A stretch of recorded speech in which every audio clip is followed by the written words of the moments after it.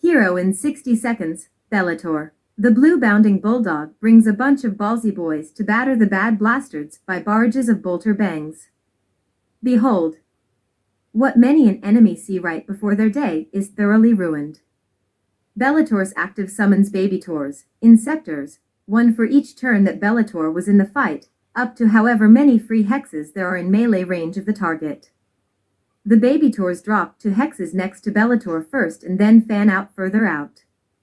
They generally hit about as hard as Bellator himself, but have less HP and armor. The babytors have 6 hits, making them the ultimate summon for Eldrion-related shenanigans in raids. Ideally, you want to drop them on turn 3 to maximize the number of hits. However, they follow a summon AI. They tend to go for the easy kills, usually summons, and best hexes, such as high ground or next to a big target unit, so they usually cannot be kept on the boss. Bellator's passive makes any babytors in melee range of him attack a random target in their melee range with increased damage right after Bellator attacks. Babytor's targets are decided when Bellator attacks, and if he kills his target and that got targeted by any babytor, the babytor then will not pick a different target and won't attack at all.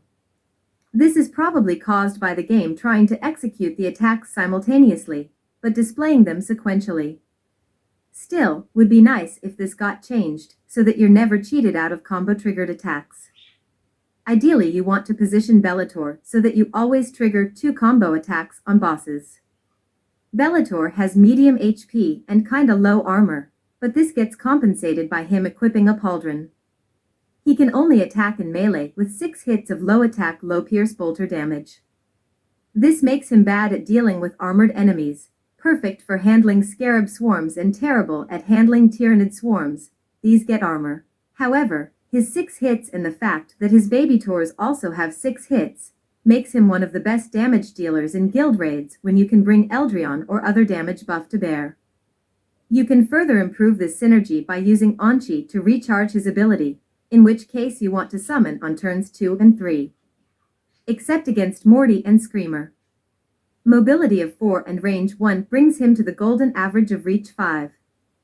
His flying makes him extremely mobile, but unable to benefit from trenches or tall grass, while not preventing the extra 50% damage taken if you put him on razor wire. In PvP, you can exploit his melee range by baiting him into Overwatch. His Gravis Mark 10 makes armor apply twice against incoming hits, unless they crit, making him extremely tanky in most situations.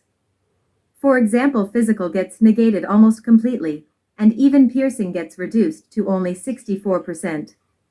This makes Bellator one of the best tanks in the game, especially with Isabella and against non-hero, no crit chance enemies. All in all, Bellator is usually a defensive hero who can summon more tanks for you, as his babytors will usually make the AI target them over your heroes, giving you some breathing room. The babytors have the same mobility, flying, and gravis, so they functionally are mini Bellators in their own right, annoying to deal with in the arena if he manages to summon. A fairly useful tactic for Onslaught and the legendary release event stages is to use Bellator as a part of a wall around a healer, Isabella or Incisus. While this may limit the damage done by Bellator, it will keep your healer safe-ish and let you win by outlasting the enemy, rather than outgunning them. And that's Bellator summarized in a minute. At least it was a minute when it was text only.